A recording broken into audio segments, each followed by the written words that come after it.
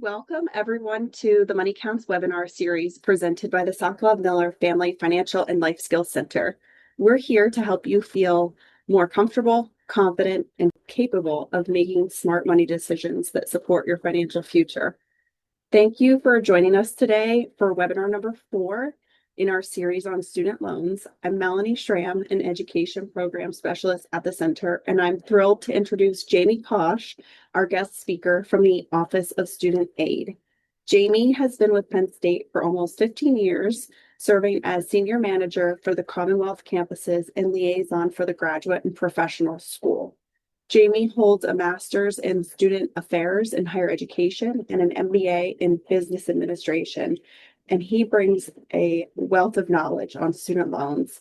He will help us make good sense of the changes that look like they're coming our way. So Jamie, thank you so much for being here. To give a quick rundown of what we do here at the center, the Sokolov-Miller Family Financial and Life Skills Center is your go-to place for personal finance support at Penn State. Beyond this webinar series, we offer a variety of free services designed to help you feel comfortable making informed decisions and also to strengthen your overall financial well-being. Our website is a great place to start. We offer one-on-one financial coaching on any financial topic for students and alumni. Plus, we offer public service loan forgiveness consultations for faculty and staff. We present for classes and campus organizations on topics like budgeting, debt management, and salary negotiation. We also have self-paced modules and a great financial wellness book collection located across our Penn State campuses. If you're here at University Park, come stop by and you can grab one from our office. We're located in the Grange building. We also partner with PNC, where you have access to additional coaching. And also coming up, PNC is hosting a special series specifically for PSU employees. For any of you that are on with me, next month is Financial Literacy Month. PNC is hosting, and it's Jake. He's awesome. Those sessions that he will have are upcoming on some Thursdays at 3 p.m. We have March 26th and then April 9th and April 23rd. We'll get into our main information, but I do want to highlight the goals for today. My hopes are that you will be walking away knowing the different key loan terms so that nothing catches you by surprise, that you can recognize the difference between federal loans and private loans, and then also being able to learn about options for repayment plans, forgiveness options, and then also how your career or income affects your loans. That leads us right into whether you're here as a student, you're planning for college, you're enrolled, you're a parent, you're a supporter, whomever you are in this process. I'm really glad you're here for this conversation. We do have at the center our ladder to financial wellness, and where loans sit is under considering your debt. Since education is a major investment, loans can definitely feel intimidating. However, they are manageable when you take the right steps. They also do tie a little bit into that bottom one, the budgeting, because including payments into your budget helps avoid missed payments, avoiding default or different anxieties about finances. Overall, the ladder is a nice reminder that small intentional steps can build confidence and control over your financial future. Budgeting for college. Okay, we're getting into it. When it comes to budgeting for college, everything starts out with the FAFSA, which is the free application for federal student aid. And the FAFSA is not a one and done. This is something that needs to be submitted every year, starting October 1st, even if your financial situation hasn't changed. The FAFSA unlocks your options for grants, work study, and loans. So it's always worth completing no matter your income. And if you haven't yet, it's totally okay. That's why we're here today. Just remember that some aid is on a first come, first served basis. So setting a reminder for October 1st really can help. Yeah, no matter how much you make or your family, your situation, it's a really good first step. Melanie, if I Alrighty. could just jump in real quick too. One of the Please, Jamie. questions we have is the FAFSA required for scholarships? And at Penn State, they do like to have that on file. So we highly recommend you do your FAFSA as early as possible, and also visit your academic college and your major, especially online here at Penn State, because we do have web pages for each of your colleges and majors, because many of them do require an optional scholarship application. So we are very decentralized. We're different from many schools that we're very decentralized in our scholarships. So please check out our costed aid at psu.edu under scholarships. You can find it that way under your academic college, or go directly to your academic college or type into your browser whatever your major is in your academic college and scholarships, and it'll take you to a page. Because, like I said, many do require optional scholarship applications. Either the first year or as upper class students, you wouldn't be considered unless you have your FAFSA on file and you complete that application. Yes, thank you so much, Jamie. Excellent. And then someone also did ask, why is it important to have the FAFSA loans or federal loans instead of private loans? We will talk more about that, but with the federal loans, there are more options for repayment, and typically you will see a lower interest rate, meaning that in the long run, less money is owed. Make sure that you're getting that FAFSA complete, and without knowing what your information is from the FAFSA without filling that out, it's hard to know how much that you will need to borrow. So looking at the net price calculator would be a great next step.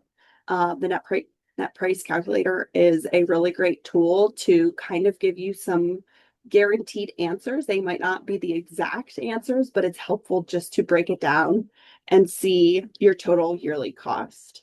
And then when you look at your sources of how you can pay for your college, we like to break it down into 3 buckets. You see 5 options listed on the screen, but you can kind of categorize them into 3 buckets. That first bucket would be your free money, including your grants and scholarships that don't need to be repaid. That second bucket is your earned money bucket, which includes any sort of job or work study, any savings that you might have, and of course, borrowed money, which we're talking about today, the loans that must be paid with interest. We often have students asking about scholarships, and they're definitely not guaranteed, but any little bit can add up. Personally, I treated scholarship applying like a part-time job one year and earned myself $1,500. It might not sound like a lot, but in the long run, because of interest, it saved me probably close to $2,400. So every dollar that you can get from that free bucket counts. Before we even talk about borrowing, there are a few important steps to take first. I hope I hit home with the FAFSA and making sure to complete that, because that's really where everything starts with financial aid. It opens up your doors to grants, your work study, and federal student loans. It's always a first big step. Step two is having a family talk.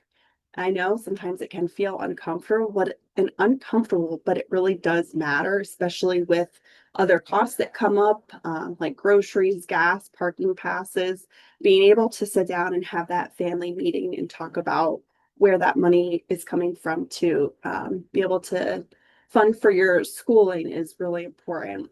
And again, if you walk away with nothing else today but filling out your FAFSA, looking for that free money, that's that last step that you want to make sure that you're trying to do. Find your free money first before you turn to earned money, and then your loans would be your last option that you turn to. Being able to take the time to sit back and work through these steps helps you borrow more intentionally and also avoid some surprises later. Almost ready to turn it over to Jamie, but I do just want to give quick definitions of these 4 terms. The principal, we have the total amount borrowed. So for example, the amount that you borrow would be $5,000 and your principal is $5,000. Interest is the cost of borrowing money. You will be paying back more than you borrowed because of interest. So again, that $5,000, maybe it ends up being $6,500 that you owe, plus or minus, just because of that interest. Capitalized interest is interest that gets added back onto your loan balance. Maybe you've heard of something, it's interest on interest. If you've ever heard of that, that's what the capitalized interest is. So just an example would be, um, you start out with that $5,000, $300 of interest would have built up, now gets added to your loan. And then future interest is calculated based on that new amount. And then the last one I want to review before I pass it to Jamie is the origination fee, which is a small percentage charged, kind of like you could consider it a setup fee when the loan is issued. So just some important terms to keep in mind as you navigate student loans. And with that, I'm going to hand it over to Jamie. He's going to get into some of the nitty-gritty details for us. Melanie, thank you for having me today, and thank you for the center for having me. I always appreciate doing these. One of the things I want to talk about real quick before we get to the slides is back with that family conversation. One thing that we talk about in student aid is, having those conversations with your parents about who can assist you. One of the big differences between the federal loans and the private education loans is you would need a co-signer with the private education loans. No matter how good your credit is as a student, things like that, depending on your age and things, there might be some conditions there. Typically, if you're over 24 and things like that, you may not need a co-signer, but for the majority, you would. So you want to have that conversation with your parents to make sure they understand, are they looking at a Parent Plus loan in the parent's name versus private education loans where you would need that co-signer? Are they comfortable with that? And the other thing is, can your parents co-sign for you? Is there somebody willing to do that? Or could it be somebody else? It doesn't need to be your parents co-signing. Could be grandparents or anybody that's willing to do that. So again, these are tough conversations, but we want to make sure that you have those before you get the bill and you're wondering what you should do. We want you to have those conversations up front and what you can afford, when you go to college. So Student Aid 101, basically, your student loans. So what's the difference between the federal loans and the private education loans? Federal loans are government issued. So by doing that free application for federal student aid, as long as you're in a degree seeking program and taking at least 6 credits, you would be offered the federal direct loans. So those are coming directly from the Department of Education. They don't require a credit check. So as long as you have your FAFSA completed, you're going to be offered those loans. Now, the amount of loan that you're going to be offered is going to be it's going to be on the low side. For first year students, you're looking at $5,500, half for fall, half for spring. So about $2,750 a semester is what you can borrow pretty much on your own. So most students with the cost of education these days are going to need to look at either Parent Plus loans, that's a loan in the parent's name, or as we'll talk about today, private education loans. Private education loans do come from a lender, so you would need to go to your browser and type in private education loan. Penn State does not have a preferred lender list. We don't have lenders that we recommend one over another. So you will need to kind of search for those on your own. And again, just by going to your browser, you can do it that way. You can check with your bank as well. If your parents have a credit union that they work with or a bank, you can check with them also. But you do want to make sure that you look at the different interest rates that they offer. That's the most important thing. Is there a fee? Are there any fees for this? Are there any back-end benefits like reduction of, interest rates or, anything if you add a auto debit to your repayment plan after that? Typically, these are much like the federal loans, and private loans typically do have a 6-month deferment plan. Some have longer, so you want to check with your lender to see what they offer there. So one thing they do is, remember, these private loans aren't subsidized. Federal loans may be a portion that's subsidized and maybe a portion that's unsubsidized, or you may fall in that all of it's unsubsidized. That goes off the information from the free application for federal student aid and the student aid index that's calculated from the FAFSA. So not every student would get subsidized. And subsidized means that there's no interest building on the loan while the student's in school. Versus the private education loans, none of those are going to be subsidized. Same way with the Parent Plus loan that is a federal loan, those aren't going to be subsidized as well. So interest is going to be accruing on the loan while the student's in school. So we always recommend, if you have federal loans, direct loans that are unsubsidized, or you take the private education loan or Parent Plus loan, you do pay interest while you're in school. You do have the option with these loans to fully defer them until after the student graduates. But as Melanie advised, those are going to compound interest while you're in school. So all that's going to continue to build until you go into repayment. So it is something you definitely want to take advantage of. And even if it's just paying the interest every, quarterly on those loans, it can be overwhelming at the end, and you could pretty much double the amount that you're borrowing depending on how long you wait to pay on those loans. The other thing is with the private education loans, no forgiveness or income driven repayment plans. They're pretty much standard repayment on those loans. So you want to absolutely start with your federal loans, borrowing those. If you do need to borrow your federal loans first, take advantage of that subsidized loan, absolutely. And then you can decide when you look at your interest rates what's best for the unsubsidized versus a private loan versus that Parent Plus loan. Okay. The other thing we have is our steps to financial aid. So we put this together in the Office of Student Aid to assist students with that starting. The nice thing that happened was we do have a standardized time for the free application for federal student aid to be released. So we have it as October 1st or prior. So the Department of Education put it in law that the FAFSA must be out by October 1st. So we want you to file as close to that opening date as possible, because it does matter when your FAFSA comes into Penn State. The earlier your FAFSA comes in, the more opportunities there will be for scholarships and things like that. So any need-based aid, it's really first come, first serve. So we want to absolutely have that in there for you. Now, going through the timeline, we have two different timelines, two different tracks that we're working with. So we have first-year students, our new students, and we have returning students. So first-year students will see their financial aid packages. Typically February, March is when we'll start sending those packages out to students. As October 1st is now kind of set in stone, we're hoping to even move that up further in the future if we can do that, to package even earlier for first-year students. We want to give first-year students the maximum amount of time to review all their financial aid offers from all the different schools, and also as much time to kind of understand the process going into that. Then in May, June, July, August, you're going to see typically in June or July, you're going to see those aid packages for our returning students come out. And then in July, you're also going to open up to accepting declining federal direct loans. Typically after July 4th is when those loans open for the fall semester of that following year. So a couple things that students will need to do when they're accepting their loans: need to go into Lion Path and accept their loans there, number one. Number two is they'll need to go to studentaid.gov and complete loan entrance counseling and their master promissory note. So two important steps. And you'll see that on your to-do list as new students, as returning students, will have it on there if that needs to be done. Entrance counseling and master promissory note only need to be done one time for 10 years. So once you complete that, you don't have to do it every year. You just have to do that 1 year. Parents can then start applying for the Parent Plus loan after July 1st as well at studentaid.gov for that fall semester. We do have students that start in the summer.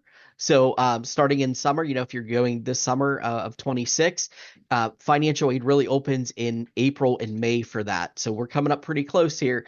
May is when that information will come out, and you won't receive your bill and things like that until after you schedule your classes at new student orientation. So we always get a lot of questions about that. So just hold on. Once you schedule your classes at NSO, then we'll go ahead and get your bill out, and then we can start talking about aid for the summer as well. One thing we do want to mention is if you are taking summer classes, we are a prior year school, so you'll need to do your 25-26 FAFSA now as well as your 26-27 FAFSA. So if you do have students starting in the summer, make sure they have the 25-26 and 26-27 FAFSAs on file so we can process aid for that. Then beginning of August, the bills will come out. So right now, students are receiving their aid offer, the financial aid offer. Again, this is just an estimate of what the bill will be. But remember, we don't know what your bill is going to be until you schedule your classes. You might have labs on there. You might have other things that you're taking that might cost a little bit more money for that. And again, we want to put on there that your books aren't on there either. So you would need to get those out of pocket. We do have book vouchers at the campuses and things like that for you to take advantage of, but you do want to build that into your budget and things like that. So we'll give you a good cost of attendance right now. But again, that isn't set in stone until your bill comes out the beginning of August. And this is for the first semester. So we bill by semester.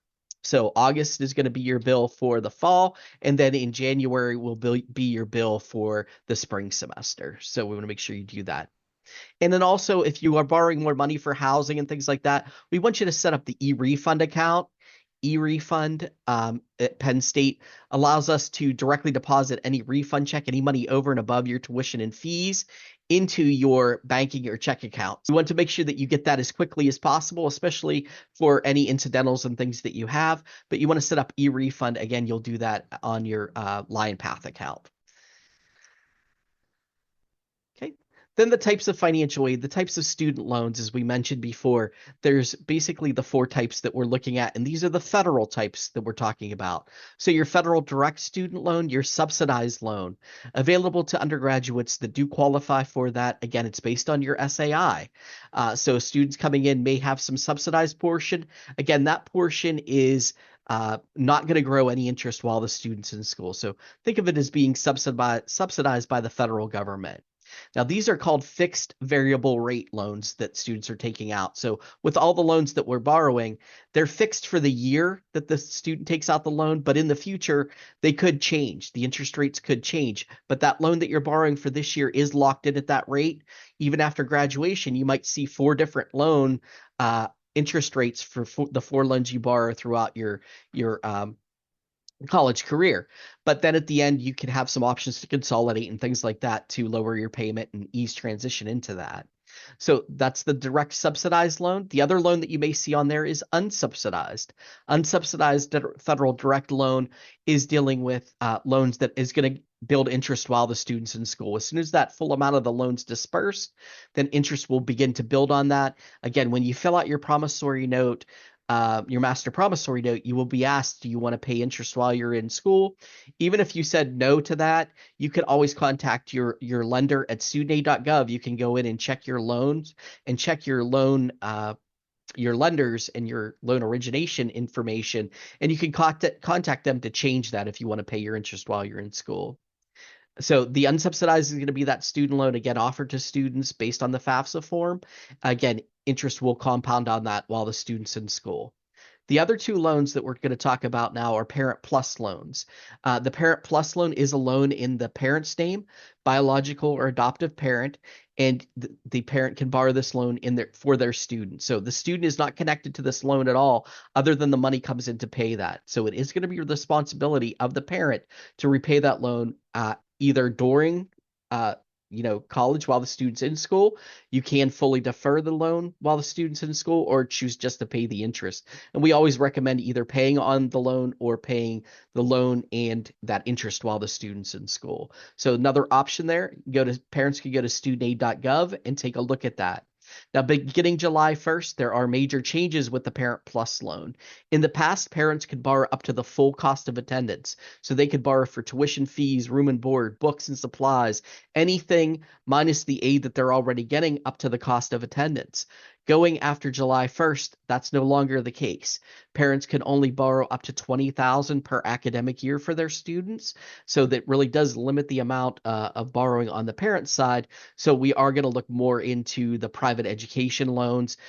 With the private education loans that we talked about earlier, and we'll talk about a little bit more, we still have the option of borrowing up to the full cost of attendance. And just real quick with the Grad Plus loans, just to let everybody know, the Grad Plus, this is for graduate and professional students only. As of July 1st, that program is going to go away. So any graduate students that may be on this, you may see some changes with the Graduate Plus program because it is going to sunset here in July. And going along with that, if you did borrow a Graduate Plus loan or Parent Plus loan prior to July 1st, you may be grandfathered into the program for up to 3 additional years or when you graduate. So there's still information coming in about that. I know there's a lot of confusion, but we're hoping we have that information probably in April or May, June. We'll have the final information from the Department of Education. So don't want to scare anyone, but there are major changes coming for these programs. Okay. The Parent Plus loan, as I mentioned, does require a credit check for the parent. So if there is adverse credit or anything like that, it could change the outcome of applying for that loan. One thing that does happen is if there is a denial for the Parent Plus loan and the parent doesn't want to challenge that in any way or have an endorser or co-borrower with that, basically we can get the student additional unsubsidized loan money up to $4,000 for the first and second year, $5,000 for the third and fourth year through the denial process. But you would need to apply every year for that, and it would need to be a denial to get the unsubsidized loan. The Parent Plus loan does require the FAFSA form to be on file. And again, this Parent Plus loan is only in the parent's name. So again, it's going to be just the parent's responsibility to pay that back unless you have an agreement with your student on that. A legal action, but it is going to be in the parent's name. Again, can be deferred till after the student graduates, but we always recommend paying at least the interest. And at this point, there are income-driven repayment plans. There's some loan forgiveness options still available. We're not sure how that's going to change in the future, but it is another option for you if you're looking at funding the education. Okay, so how much can I borrow? As we mentioned before, as an undergraduate student, a dependent student, that's going to be a student under 24 years old, and there's some other things going on with that, but most students are going to be dependent, having to include their parent information on the FAFSA form. So first-year students can borrow, as I mentioned, $5,500 in the federal direct loan. Again, a portion of that might be subsidized, or it could be all unsubsidized, depending on the income information from the FAFSA. An independent student, typically over 24, or some other things going on with the student, you can take a look at that at studentaid.gov if you're dependent or independent. But they do get to borrow a little bit more federal loan money. And as I mentioned too, if you have a Parent Plus loan denial, we would give them the amount of the independent student. So we are increasing that by 4,000 and 5,000, depending on when the student is, how many credits the student has. So first and second year, 55, 6,500, and then third and fourth year until they graduate, 7,500, but the aggregate limit of 31,000. And for the independent student, 57,500. For graduate students, that amount does go up. So as a graduate student, you're eligible for only unsubsidized federal loan in the amount of 20,500, which is 10,250 per semester, and the aggregate limit is 138,500. Again, there are some changes coming with the total aggregate limits and things like that. Graduate Plus loan, prior to July 1st, there was required the credit check, but you could borrow up to the full cost of attendance. And then the aggregate limit, there was no aggregate limit on Parent Plus loans.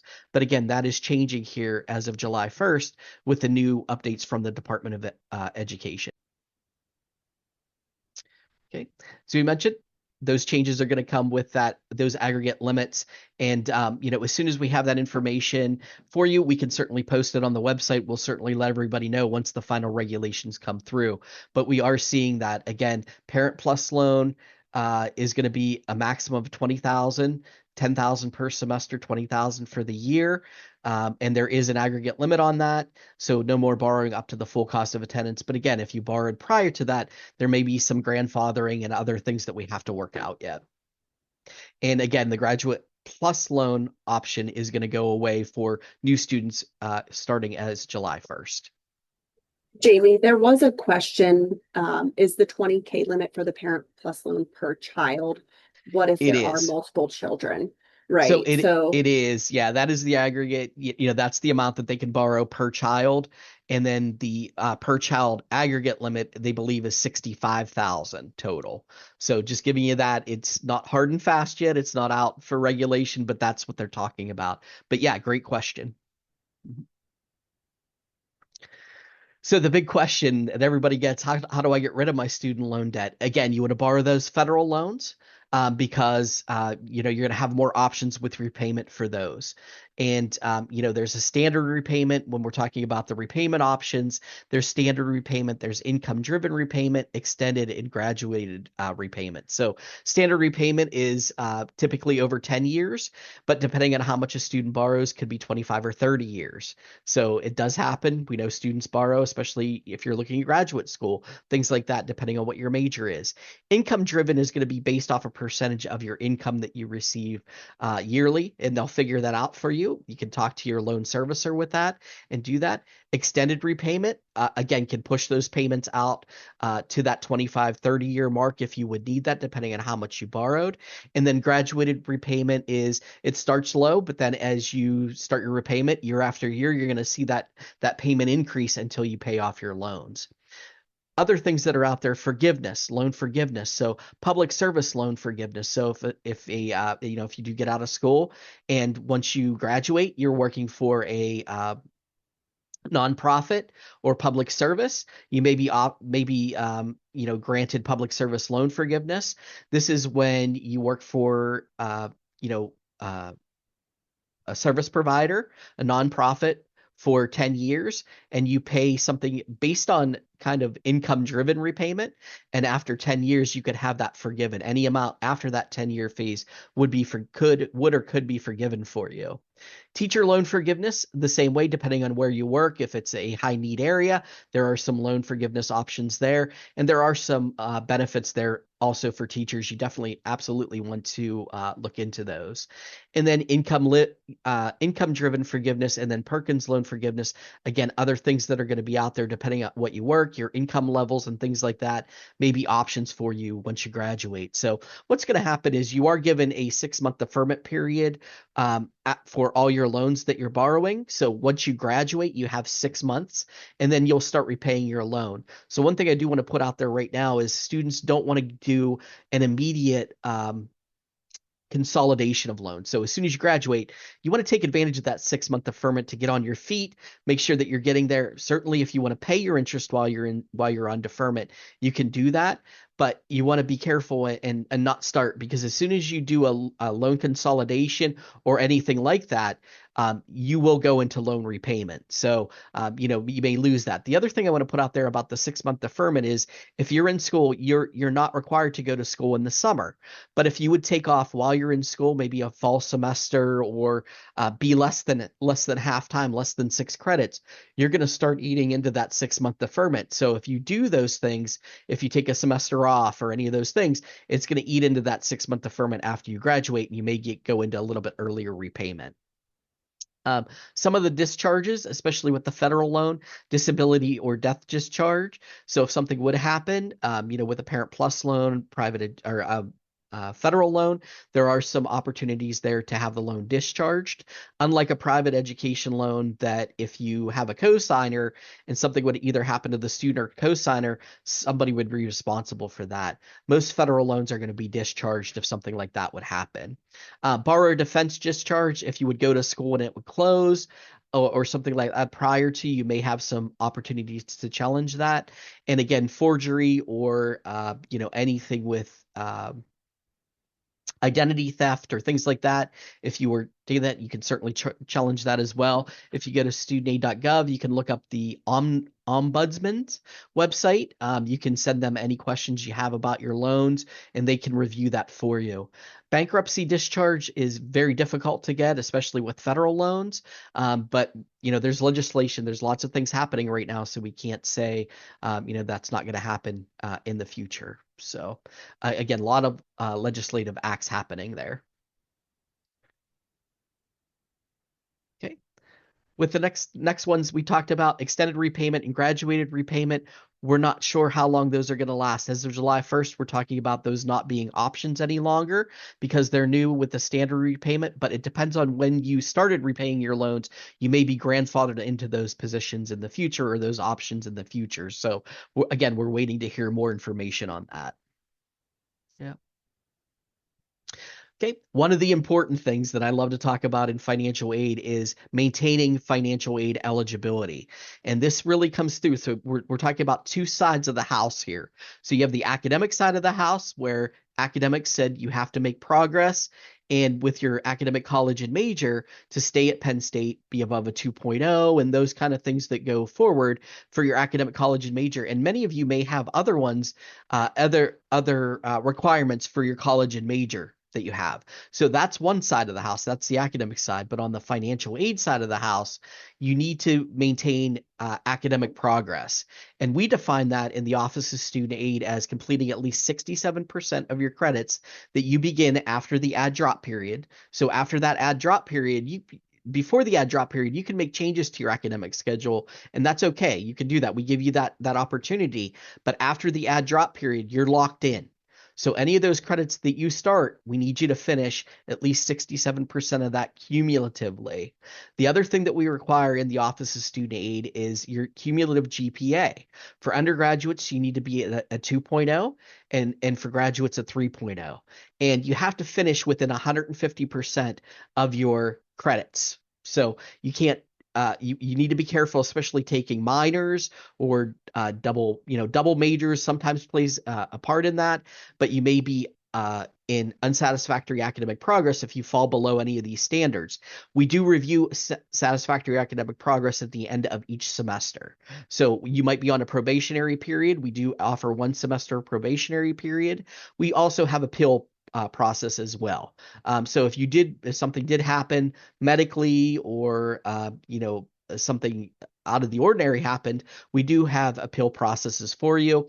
That would be on your letter that you would receive from the Office of Student Aid. So each semester we send you a letter to let you know that you're in good standing, or if you're on probation, or if you're not making academic progress, we would send you a letter and it would have a link for an appeal letter in that. So that would be on your to-do list in line path. But you can always contact the Enrollment Services Center if you have any questions about your progress or any questions about financial aid. So a couple things we recommend: meet with your academic advisor often. Make sure you're doing that regularly, and contact the Enrollment Services Center and your academic advisor before you're dropping classes. Because if you do drop classes, that counts against your 67% pass rate and could impact future financial aid. Pennsylvania State Grant, if you have a Pennsylvania State Grant, they follow a different academic progress standard. So you have to complete at least 12 credits a semester, or 24 for the academic year. So there's a lot of moving parts with it. We want to make sure that you understand any of those things before you do take the risk of dropping credits or falling behind in financial aid and maybe not eligible a semester. Take a look at your academic resources. Use the Office of Student Aid. The Enrollment Services Center is our main point right now. The Financial and Life Skills Center, or if you're at one of the campuses, talk to the financial aid staff at your campus location. They're more than willing to help you and go through that for you. And make sure that you take a look at your emails, take a look at your communication center online path, and also follow your borrowing limits at studentaid.gov. It's a great place to look for your federal loan limits, and you can also contact your lenders and utilize that for any private education loans that you have. So, okay, Melanie, I'll throw it back to you. Thank you so much. Awesome. Yes, Jamie, thank you so much. This is really great. I'm so happy that you're here and able to break this down so smoothly. We did have a question. I don't know the answer. Someone's curious. Do we know just a range or an idea about private loan interest rate? I'm out of practice. Yeah, Are I you? mean, really can go from anywhere from about 4% up. So, 4% to 16% to whatever it would be. So yeah, they really vary. So the better the credit history of your co-borrower and you as a student, the better the lower the interest rates are going to be on those loans. So there are 2 types of loans too, since you got me talking about it. I'm sorry. 2 types of loans too. There's a fixed rate and a variable rate. So students, if you're taking a fixed rate loan, it's going to be a little bit higher interest rate, but again, it's going to be fixed for the life of that loan when you're borrowing it. If you're going for a shorter term program, maybe maybe a certificate or associate's degree where you're only going to be in school a short time, you may look at the variable rate loans because they may be very low right now. But again, those could change at any moment. So you are taking more risk, but you do get a lower interest rate with that. So a lot of things to think about. Thank you. We are getting to the final stretch. We're looking at where you can actually start to repay your loans. I know we had a question from earlier about the best way to kind of start repayment upon graduation. Really, you want to start out with a goal and a plan. There are some options, and you want to look at what are those options and how your income could impact your loan payments. Typically, Jamie had really gone into some of the deeper information here, but we see most plans falling kind of into 2 paths. And as we explore and look more into this, just keep in the back of your mind, if you're getting ready to pay your student loans, or you're currently paying, do you want that predictability, knowing that every month your bill will be the same? Or do you prefer flexibility based on your income? If you're starting out, you're getting up on your own feet and maybe not making as much, but maybe in 2 years, 4 years, 6 years, you see yourself getting a pay raise. Just being able to consider that there are options. So really the first path that we can look at is the standard style. These are your fixed route. So Jamie kind of went through these. There's the standard, the graduated, and the extended. And you're paying for different amounts of time. Your standard is a fixed amount for 10 years. You're graduated also 10 years. However, your payments start out lower and then would increase every 2 years, and extended would be stretched out to 25 years. Your monthly bill would be smaller, but over time, you're paying more interest. And then the second path that we can see here is the income driven repayment, or your IDR. This is what we can call the flexible route, where you're making payments based on your income, not just what you owe for your loans. This can really be helpful if you're early in your career, or if you're pursuing public service loan forgiveness. If you're studying to be a teacher, maybe you work in a government office, or working at certain hospitals or nonprofits or things like that. So just being aware and knowing, being able to kind of plan out. I personally know a graduate who realized that the standard payments were not realistic upon graduation. They were able to switch over to an IDR plan. You are able to switch. And so this was able to adjust their bill to be able to fit out at that lower starting salary, really giving that person the extra breathing room that they needed while really just first starting out, getting on their feet, having their first job post graduation. You may sometimes hear, you can see it crossed off, the SAVE, or the saving on a valuable education. This, you might hear about it. New enrollments are currently paused. But really just keep in the back of your mind that if you don't choose a plan, you'll be placed on that 10-year standard plan by default. It just takes a couple minutes though to just get in, look at your options, kind of set some goals, and figure out what works best for you. We talked about the OB3 and how some things look like they could be changing. This slide shows some potential shifts. So we have the first option that, again, is the predictable fixed term. It's the new standard plan, but the timeline varies between 10 and 25 years, depending on how much you've borrowed. And then that second path that we have is the repayment assistance plan, or RAP. Payments would be based on income, which is similar to how they are currently, but the payments would fall somewhere between 1 and 10% of your income, based on your paperwork and things that you fill out and work with student aid to get your numbers there. And as we see it happening right now, keep in the back of your mind that policies can always shift. So really just to keep an eye out to make sure that you're aware of what's happening. Okay, so again, just thinking back, you don't have to like type in the chat or anything, but I'm just curious, think to yourself, do you see yourself kind of liking that predictable monthly bill, knowing that every month you're going to get a bill for the same amount, or a bill that really can adjust by your income? So that's where you want to make your decision, and there is no wrong answer. Either way you can choose. It's really just it's all about what really fits your life and how you can afford to pay your loans back.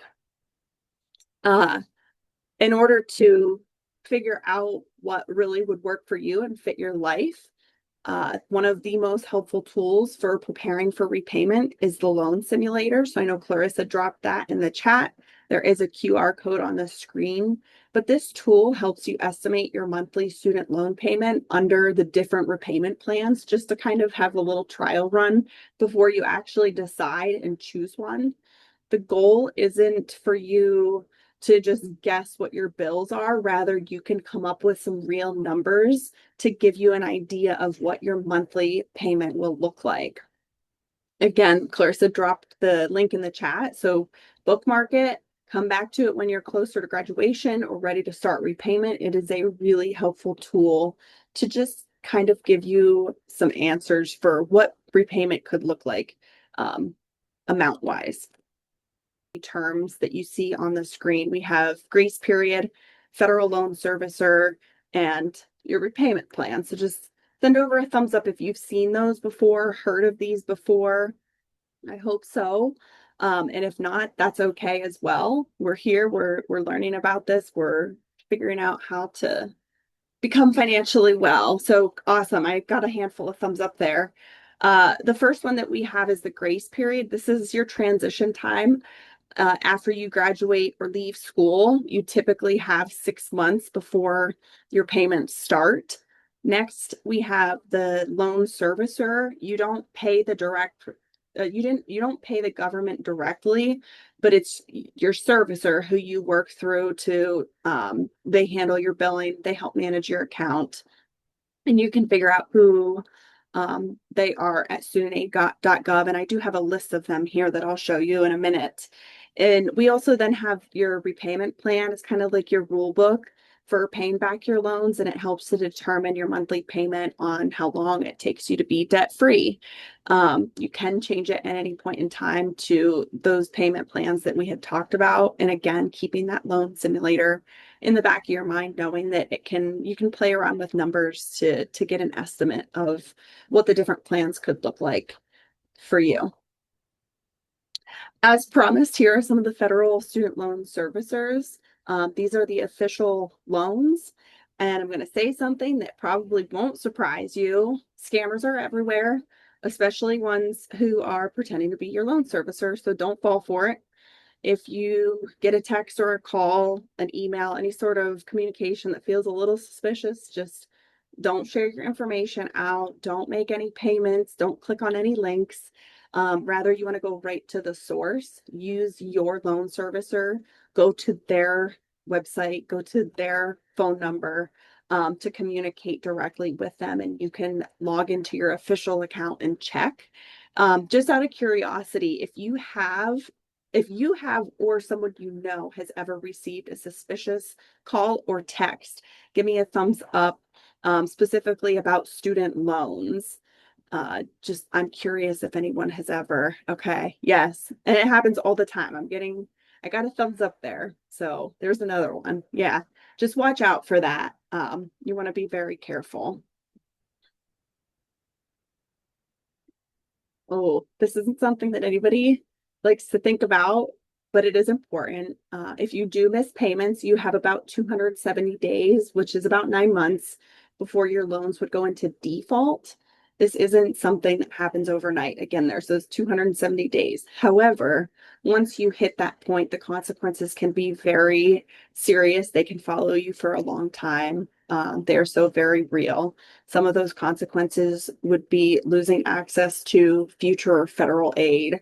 If you're finishing your degree, if you're planning on any sort of grad school, that could hugely impact you. Your credit score would take a hit, meaning finding an apartment or a home or getting a car is going to become difficult and expensive.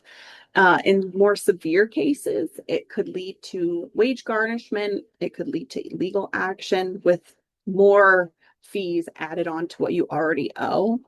And it can sound very overwhelming, but the goal is not to scare you, rather prepare you. If you do feel like you might be struggling, just reach out to your loan servicer early, because there are options, and getting help sooner can really make a big difference for you. If you're past that time frame and you have defaulted, or you're potentially almost there are steps that you can take, and those steps would be loan rehabilitation and consolidation. Hopefully everything we're talking about here can help you avoid these options, but it's important to know your options because we all know life happens. According to NPR, about 1 million borrowers defaulted on student loans late last year, with millions more behind on payments. As of September of 2025, 3.3 million borrowers were between 31 and 270 days late. And then 3.6 million were more than 270 days late. So again, life happens, but you're here with us having this conversation, and hopefully it helps you be prepared and comfortable knowing the steps to take, who to contact, who to reach out to. Both options can help you regain eligibility and choose a new repayment plan, but you can see the highlighted key differences. With consolidation, the default remains on your credit report. With rehabilitation, the default is removed, though the late payments do remain. There are some pros and cons, of course. Contacting your servicer is going to be the best step if you are finding yourself with defaulted loans. Student loans are a tool that can be really helpful, when used carefully, or they can be harmful when used without understanding.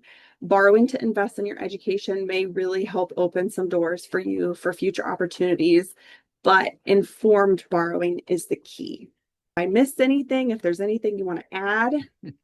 So just one of the questions we did have before that I didn't answer was students want to go on for graduate school. So finish their undergraduate and then going to graduate school. So as long as the students enrolled in typically 5 credits for graduate program, they can get a in-school deferment. So students were asking, am I going to lose my 6-month deferment? Once you go into repayment after you graduate, or you get contacted from your loan servicer, you can contact your loan servicer and let them know that you are going to graduate school. Once that happens, then you'll need an in-school deferment form from your lender, and then you'll need enrollment verification from your graduate school. Typically, you can't get that till the first day of classes, but it does vary from institution to institution. But you'll get that from the registrar's office, because they're going to verify that you're enrolled in a graduate program. Then they can put you back on in-school deferment while you're doing that. Things you have to look at, those if you have unsubsidized loan, remember that loan's going to still compound and capitalize while the student's in school. So you want to maybe set up a different repayment for that. Make sure that those things are set up for you. But yes, you can certainly defer if you are continuing in for graduate school and things. I appreciate you, Jamie. You are absolutely wonderful. You do help make this so clear.